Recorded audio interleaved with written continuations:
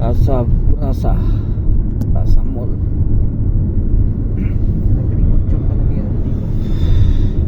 Essential siya. Essential eh. Kahit pandemic, nangailangan pa rin sila. Pagbalik ko nga dito, pandemic eh. Ang nangyari sa akin pre, 2018 nag-abot sila ko dito.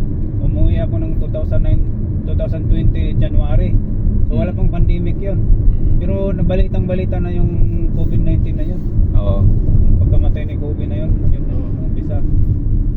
So pagka uwi ko doon sa Pilipinas, na-trap ako kasi March Nag-quarantine ka? nagsarado na yung border ng Canada, border ng lahat.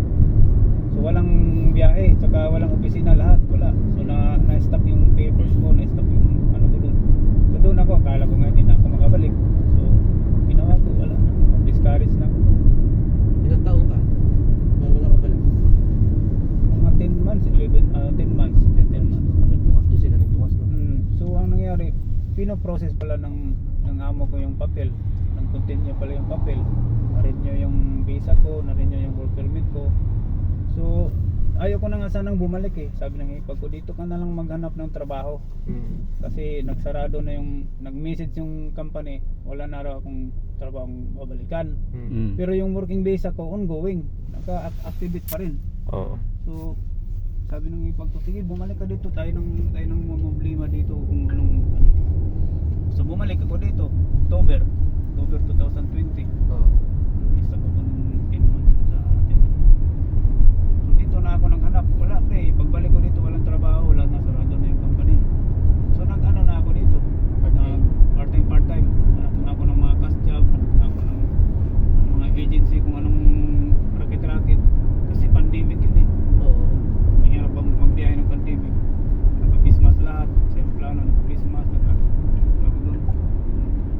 Facial, hirap. So, ayun, ano ko rin, maghanap na lang ako ng pa-process ng ng work permit. So, mga ilang taon, 2 years din ako walang trabahong Pero PR ka na dito?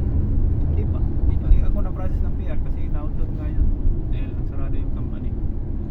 Anong una mo company dito? Yung Agromits, parang ganun din kalaki ng parking, family business din lang. So mga 2020 2021 December o November yun, may kakilala ako taga sa amin na nagsabi na nag-hire pala dito sa Parkhill, mag-apply ka, mag-try ka. So, sige, i-try ko. So ayun, natanggap ako dyan. Ayun, nag-umpisa ako 2022 na-process 22. Oh, 2 years ka na dyan. 2022 June. 3 years ka na. Hindi pa naman matagal ako masyado dyan.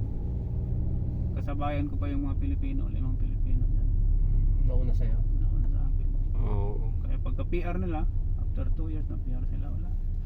Mga ilang buwan, nag-aalisan din. Unti-unti nag-aalis, alis. May isa pang natira dyan, si Jay, pero hindi na sa full time dyan, part time lang, pag hapon. Maintenance lang siya eh. Nag-aayos ng mga sira. Ang update na yan.